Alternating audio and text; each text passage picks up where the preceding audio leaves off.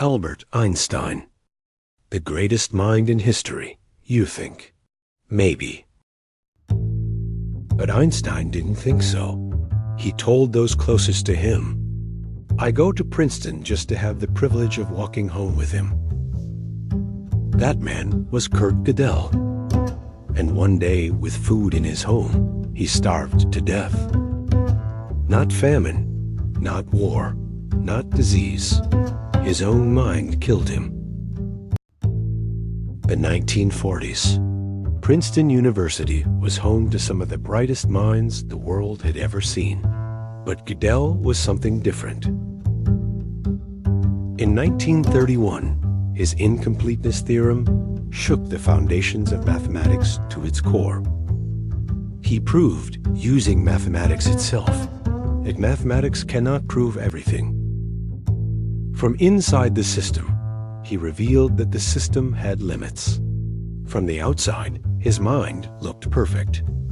Inside, something quiet was growing. Over the years, Gödel began to change. First, small doubts, then deeper fears, then beliefs that nothing could shake.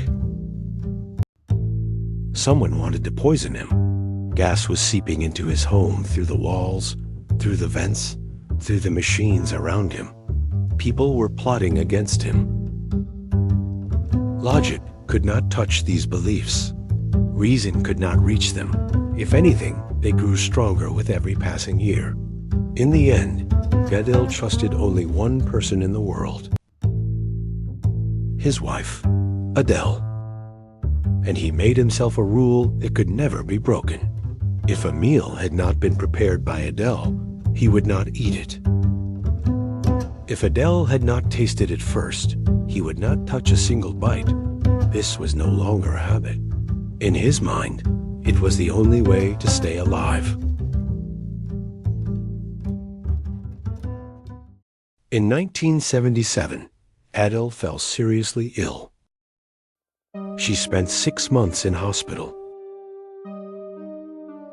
There was no one at home, no one to cook, no one to taste.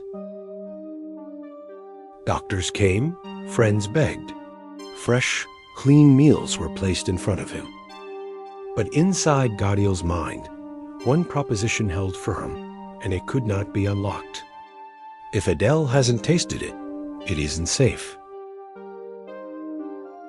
Days passed. Weeks passed. He could not escape the prison his own mind had built. By the time he was taken to hospital in 1978, it was already too late. The official cause of death: malnutrition and starvation. He weighed 29 kilograms when he died. A mind that mapped the deepest limits of the universe could not see the limits of its own mind. Perhaps that is the greatest lesson Gödel left behind. Even the strongest logic cannot protect a human being from being human.